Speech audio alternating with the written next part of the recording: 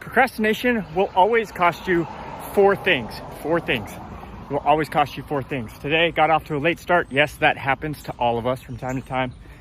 And today, on my 10-mile planned run, instead of going out in the cover of dawn, I came out in the cover of morning heat and humidity here in North Carolina.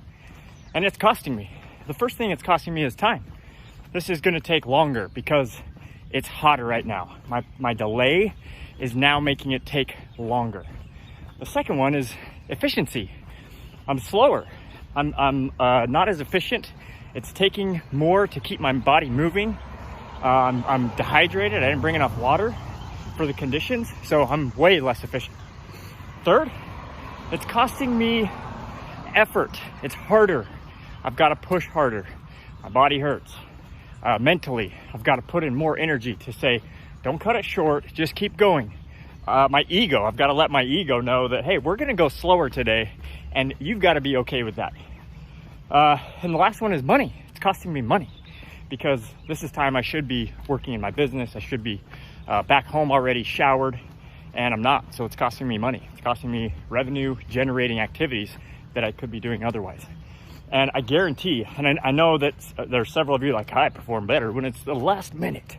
Put that dingy old badge of honor away because it's tired and it's weak and it is not true. In fact, more than anything, it is rationale that you use to justify poor performance. You could say, well, I just spent only 2 hours last night doing this presentation. So, I mean, it's as good as it could have been for 2 hours. What would have happened if you became somebody who worked harder more in advance?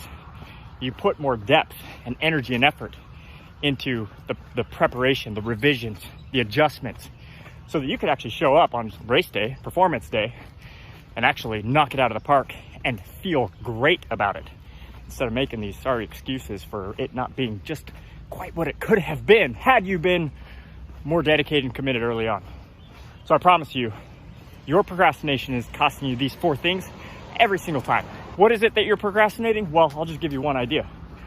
It's change, my friends. It's change. That doesn't mean that you're on the couch being lazy, being a bum.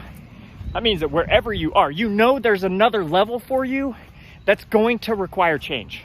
And for whatever reason, you're just not willing to hit that button. But I'm telling you, don't keep procrastinating. It just gets hotter and more humid and more difficult to keep pushing.